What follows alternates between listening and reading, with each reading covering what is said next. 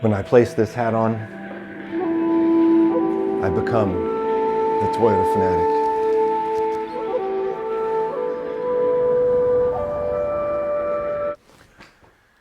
What? Where's my Red Bull? What is up, and welcome back to the channel. Let's get some energy going.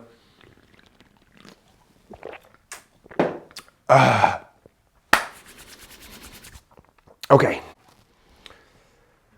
All right, where do we get started? So, last night, now by no means would I consider my channel wildly successful or I have a ton of subscribers, but with the amount of subscribers that I do have comes great responsibility.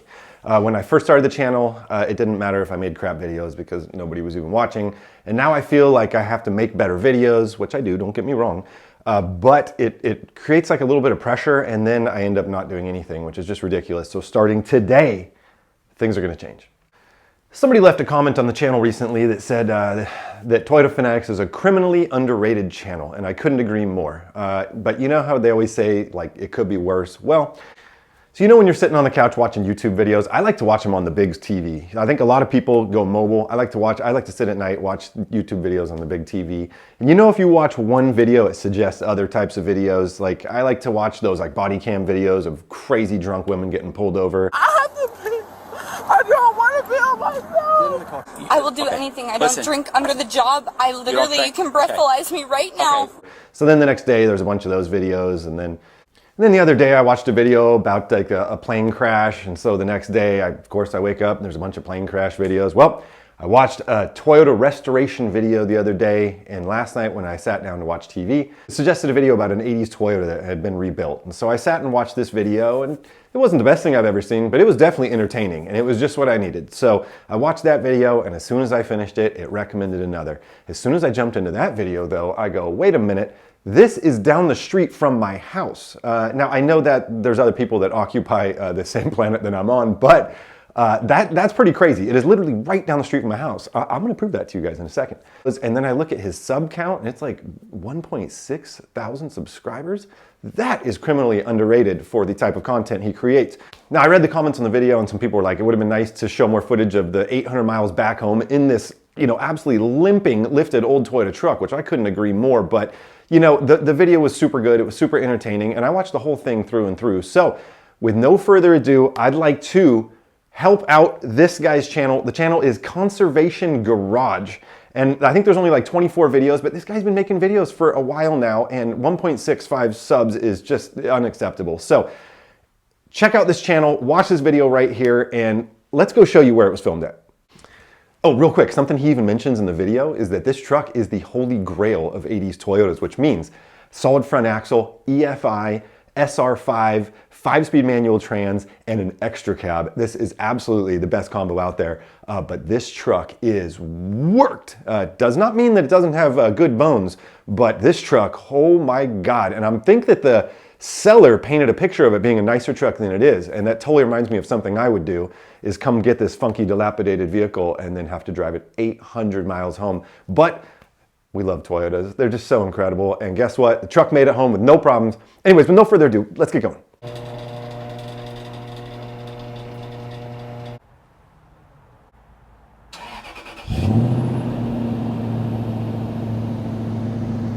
I'm gonna show you guys how quick we're gonna get to the filming location of that video. It is literally down the street from my house. It is not very often that you fire up a cool YouTube video and it is filmed down the street from your house completely randomly. So I'm gonna start filming from the exit of our townhouse complex. Check this out.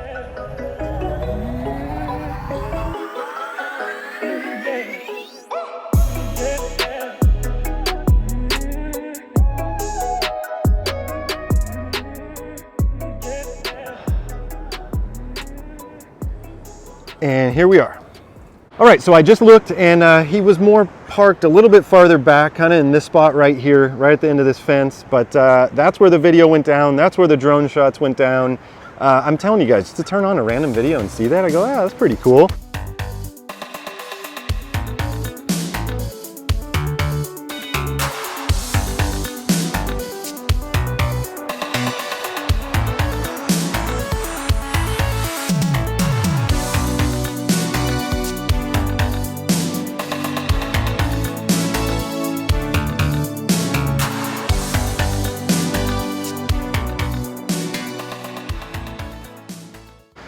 So literally, I don't know how long that took us, 13 seconds from our house. And the reason why my little townhouse was so expensive is probably because these places are so expensive. I believe that says 164. We'll have to figure out what the name of this street is. I don't know, I should know that. And then I'll tell you how much that house costs right there.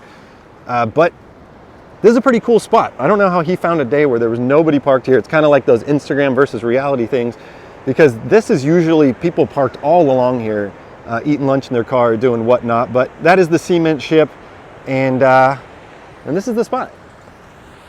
Anyways, let's get back home and finish up this video.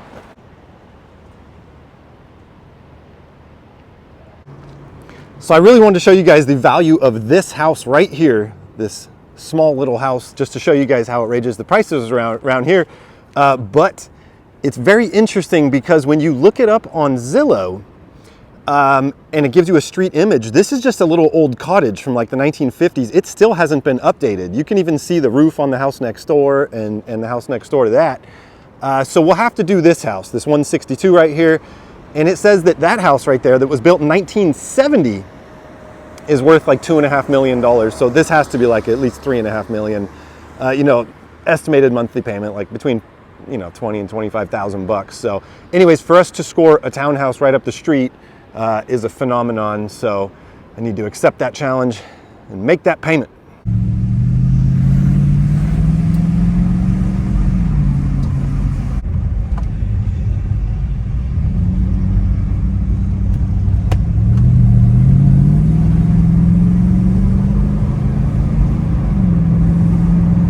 Anyways, go check out that channel. I mean, this guy even has drone shots. I don't even do drone shots. I mean, he's really trying, and I really hope to watch his channel grow into something good. He seems younger than me. He doesn't have children, and he doesn't have a crippling mortgage payment like I have. So I really think he has the opportunity to really get on top of some cool Toyota content. Anyways, you guys, check that out. Moving on. All right, so this, we're only like 23 days into 2024, and it has been a rough year for me. I am not going to lie. The first day of the year, I took my children on a hike up in Bonnie Doon, and we were running down this mountain, and I think I thought I was like 14 years old, and I was in like a parkour championship or something. I'm like running, jumping off rocks, doing grabs. It was pretty intense, and needless to say, a couple days later, I sustained a pretty intense leg injury. And I don't really do good with injuries, but it's been pretty bad. I had to go have x-rays, ultrasound, all kinds of crap. But what it really came down to is I just need to take it easy for the next 8 to 10 weeks. Yeah, this is a true story. So that sucks. And then the next day, I hop in the OG Sequoia, fire it up. All the lights are on the dashboard. This is right when, of course, the vehicle hits 124,000 miles, I believe. I took a picture of it.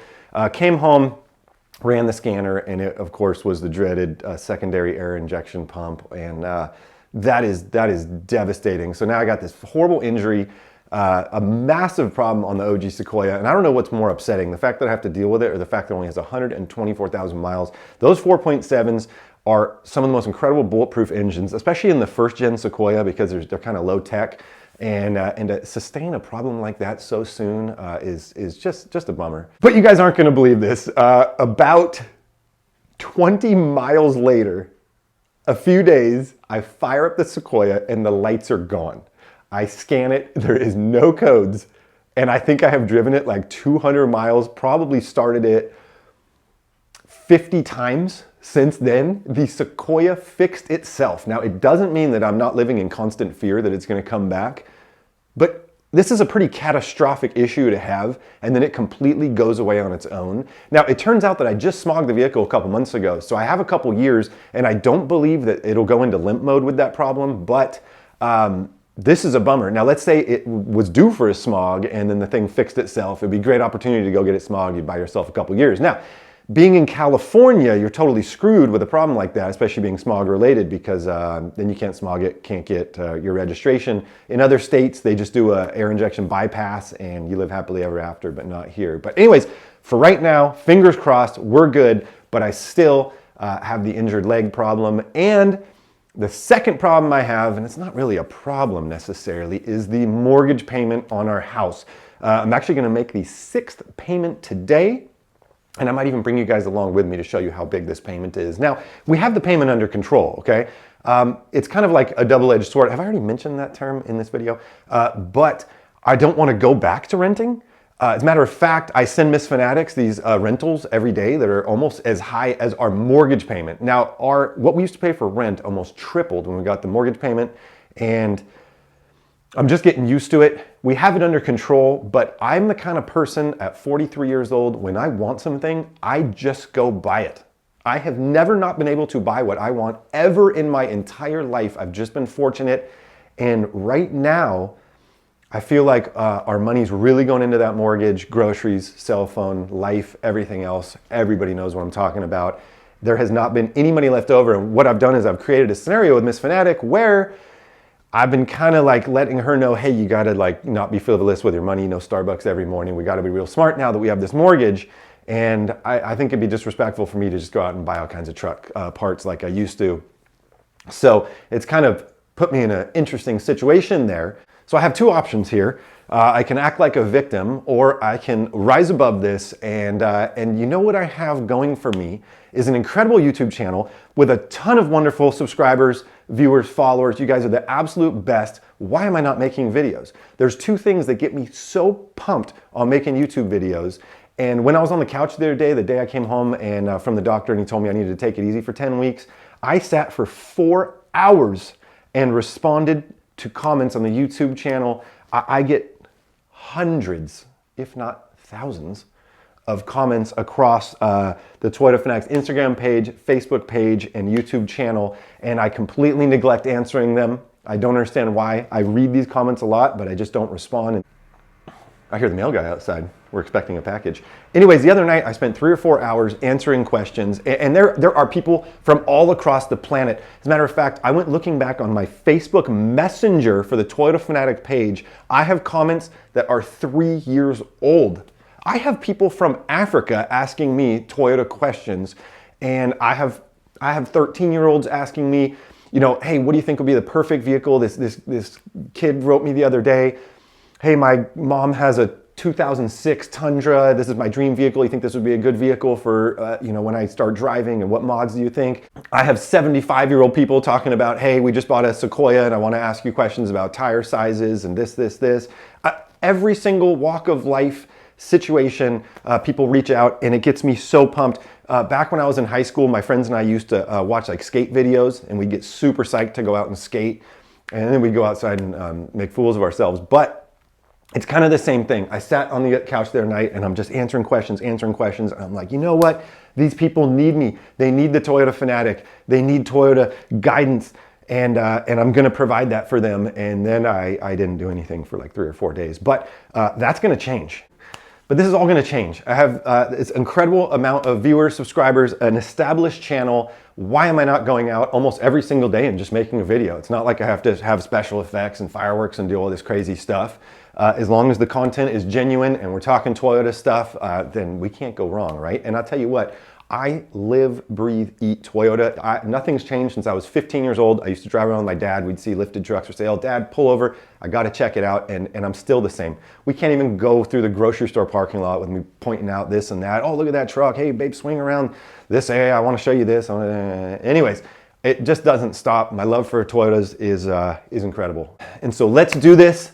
I always have things I want to talk about, wonderful content coming at me, and I don't take advantage of it, and that's going to change. I have a good buddy that just came across a 374,000 mile first gen Tacoma the other day, and he called me up super excited to shoot a video on this thing. This truck has been to hell and back, and this thing just keeps going. Anyways, we haven't had a chance to shoot that video yet, but we got that. I really need to make another video talking about blacking out your badges. That topic is, we still got some things to say about that. Tires. The OG Sequoia is going to need tires pretty soon. Should I switch up from BFG KO2s? Should we switch to something else? I don't know. I want to talk to everybody about that. Let's talk tires. Dude, Marketplace and Craigslist finds by themselves could keep an entire channel busy. You can't even imagine the vehicles I come across out there, and I'm on the couch mind blown that either the price, the condition, something about it, and I'm gonna start sharing that with you guys because somebody needs to see this stuff. And another thing is, what channels do I watch? I realize I'm wearing a Goon Squad sweatshirt right here. I don't know if anybody else out there watches the Goon Squad channel.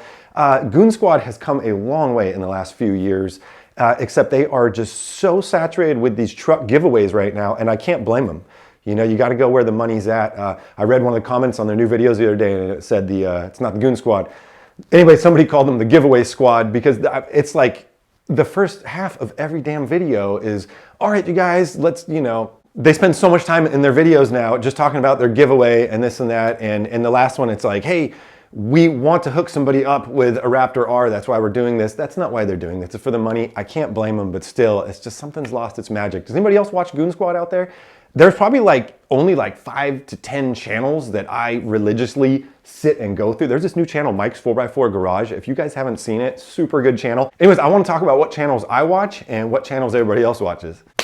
Okay, so I think that's going to wrap up this video for now, but one main thing that I forgot to say was that this mortgage payment. So the mortgage payment, and this is what's crazy, before you guys critique and say, you know, you shouldn't have bought such an expensive house or you got yourself into this mess, the townhouse we bought was $775,000.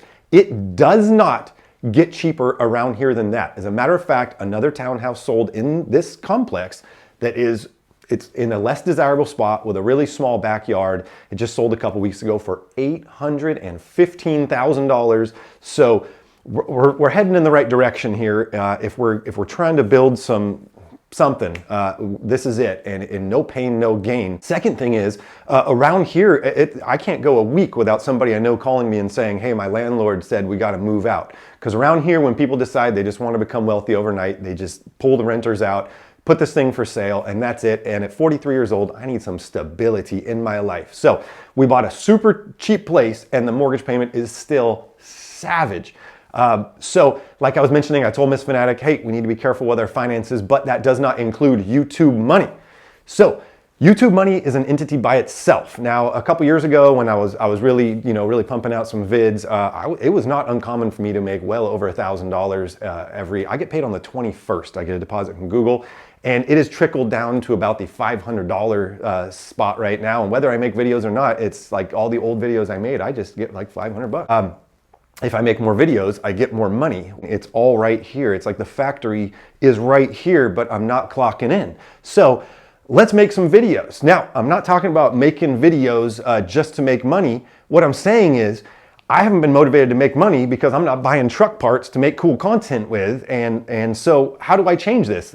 You make more videos, get that money, and I'm going to invest 100% of the earnings back into truck parts for the channel. I mean, this is a wonderful cycle. So that is something that gets me motivated. I got to tell you guys, on the 21st of every month, I don't know about you guys, every single morning when I wake up, one of the first things I do, some people are checking, Instagram, doing that. I check my bank. I want to make sure something didn't happen to my money overnight. So I wake up on the 21st and I see that deposit from Google for my YouTube channel. It brings joy. It brings incredible joy. Why wouldn't I want it to bring more joy? So that's what we're gonna do. So more videos I make, we bring in more money, I'm gonna invest it right back in the channel and just buy stuff. We need tires for the first gen, we need wheels and tires for the second gen Sequoia. I wanna buy another project vehicle. We need another T100 on the channel. We need some Toyota stuff. So we're gonna do this. Stay tuned for more videos. Thanks everybody for hanging in there. Sometimes we make more videos than others, but I cannot stress to every subscriber enough how much I appreciate you and you mean to me. And I really need to get better about these comments, you guys. I didn't even know that there was like a messenger for the I don't know why you guys are like, how could you not know? I didn't even know there was a messenger for the Facebook marketplace. People have been writing, everybody probably thinks I'm a jerk. People really reach out. Hey, I have this question. What do you think of this? I got like 3 days to decide and I don't write back for 2 years. I'm just sorry about that. I'll see everybody soon. Thanks for watching. Thanks for subscribing to the channel. Thanks for being a part of this. I'll see everybody soon. Peace.